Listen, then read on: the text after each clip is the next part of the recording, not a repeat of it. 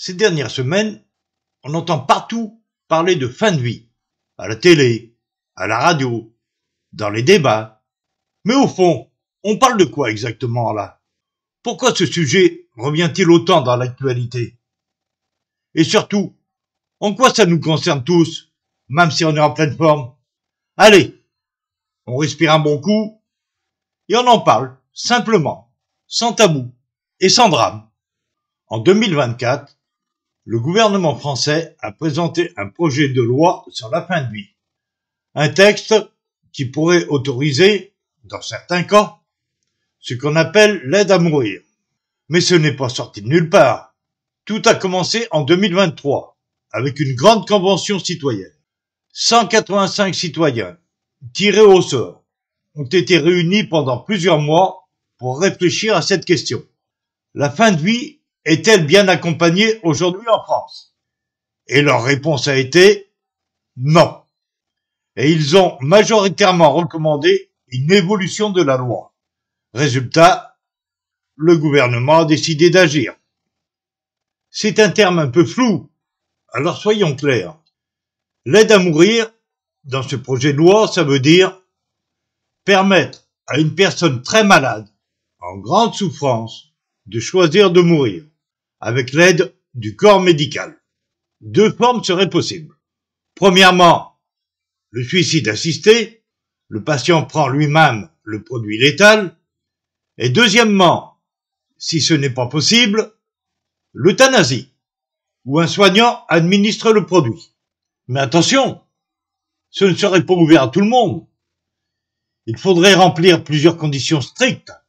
Déjà, être majeur. Ensuite, être atteint d'une maladie grave, incurable, avoir des souffrances physiques ou psychiques considérées comme insupportables, et être capable d'exprimer sa volonté clairement. Aujourd'hui, en France, on a déjà une loi sur la fin de vie.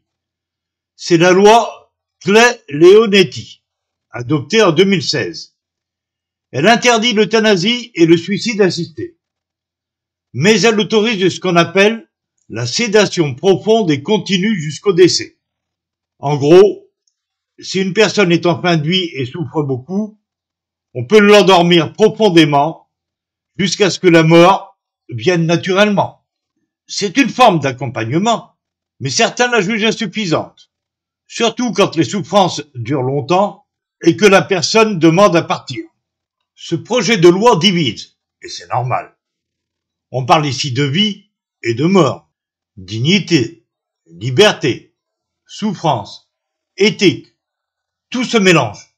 D'un côté, il y a ceux qui disent « je veux pouvoir choisir de partir si je souffre trop. C'est ma vie, c'est mon droit. » Et de l'autre, ceux qui s'inquiètent. Et si des personnes vulnérables se sentaient obligées de demander la mort? Et si ça mettait les soignants dans une situation impossible? Beaucoup de médecins, d'aidants, de philosophes et même de croyants s'interrogent. Et il n'y a pas de bonne ou mauvaise réponse. Ce sont des questions profondément intimes. La France n'est pas seule à réfléchir à ça. D'autres pays ont déjà franchi le pas. En Belgique, aux Pays-Bas, au Luxembourg. L'euthanasie est autorisée depuis plusieurs années. En Suisse, on peut bénéficier d'un suicide assisté, mais pas d'euthanasie. Au Canada, une loi sur l'aide médicale à mourir existe depuis 2016. Et dans ces pays, les règles sont très encadrées, avec des commissions de contrôle.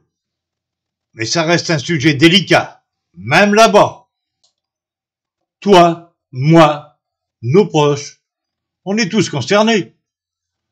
Pas forcément demain, pas forcément dans 10 ans, mais un jour, peut-être, on sera confronté à la souffrance d'un proche, ou à la nôtre. Et dans ces moments-là, ce qui compte, c'est être accompagné, être écouté, et ne pas être seul. C'est aussi ça le sens du débat. Comment faire en sorte que chacun puisse vivre sa fin de vie avec dignité, quelle que soit sa décision? Parler de fin de vie, ce n'est pas parler de la mort, c'est parler de la vie jusqu'au bout, de ce qu'on veut pour nous, pour nos proches, pour notre société. Est-ce qu'on veut une société qui accompagne, qui respecte les choix, qui apaise les souffrances sans jamais juger? Ce débat, il ne cherche pas à imposer une vérité.